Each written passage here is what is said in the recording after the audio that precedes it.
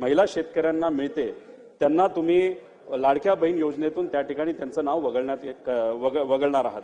आमचं एवढंच म्हणणं आहे की लाडकी बहीण योजना तुम्ही कोणासाठी आणली तर महिलांसाठी आणली। कशासाठी आणली तर महिलांना आर्थिक सक्षम करण्यासाठी आणली। आता याच्यामध्ये केंद्र सरकार ही कृषी सन्मान योजना का देते तर शेतकऱ्यांना अनेक अडचणी असतात, सोयाबीनचे भाव टिकत नाहीत, तिथं फर्टिलायझरचे भाव वाढलेले आहेत, खर्च परवडत नाही, म्हणून शेतकऱ्याला सक्षम करण्यासाठी तो पैसा तिथं दिला जातो। तर आमचं मत असं आहे की हे दोन योजना मिक्स न करता तुम्ही जी योजना लाडक्या बहिणीसाठी दिलेली आहे, कारण का इलेक्शनच्या काळामध्ये या महिलांना ज्यांना अध्यक्ष महोदय महत्वाचं आहे, कृषी सन्मान योजना ज्यांना दिली जात होती तो आकडा तुमच्याकडे असताना त्यांची नावं असताना सुद्धा अशा 20 ते 25 लाख महिलांना तुम्ही ही लाडकी बहीण योजना दिली। मग आता तुम्ही जर त्यांचं नाव वगळणार असाल तर कुठेतरी एक संदेश असा जातो त्यांचा वापर फक्त इलेक्शन पुरता केला। तर आमचं आपल्याला म्हणणं असं आहे की त्यांचं नाव याच्यामध्ये वगळू नये, कारण या दोन वेगळ्या योजना आहेत आणि आमचं हे म्हणणं आहे ते लोकांचं महिलांचं म्हणणं आहे। तर माझा पॉइंटेड प्रश्न आहे की जी चर्चा आता सुरू आहे की 25 ते 25 लाख महिलांचं नाव हे जे वगळण्यात येणार आहे, ज्यांना कृषी सन्मान योजना मध्ये त्यांचं नाव होतं त्यांचं नाव तुम्ही खरंच वगळणार आहात का ते तुम्ही वगळणार नाही असा आमचा तिथं प्रश्न आहे। आणि शेवट आमचा पॉइंटेड प्रश्न असा आहे ज्याचं उत्तर सुद्धा पॉइंटेडच असावं असं आमची अपेक्षा आहे।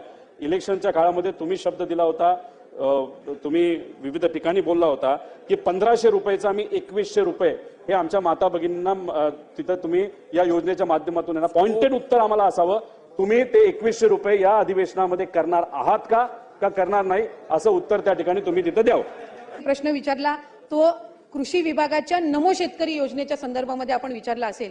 ज्या वेळेला लाडकी बहीण योजनेचा शासन निर्णय निर्गमित करण्यात आला त्यावेळेला त्या शासन निर्णयामध्येच नमूद केलेलं आहे की शासनाच्या ज्या वेगवेगळ्या योजना आहेत आणि ज्याचा लाभ हा माता भगिनी किंवा लाभार्थी घेत आहेत याच्यामध्ये 1500 किंवा 1500च्या अधिक ज्या योजनेचा लाभ, ज्या रकमेचा लाभ जर ती लाडकी बहीण घेत असेल तर ती या योजनेमध्ये पात्र होणार नाही। एक नमो शेतकरी योजना जी आहे याच्यामध्ये त्या ज्या महिला आहेत, माता भगिनी आहेत, यांना 1000 रुपयाचा लाभ मिळत असतो।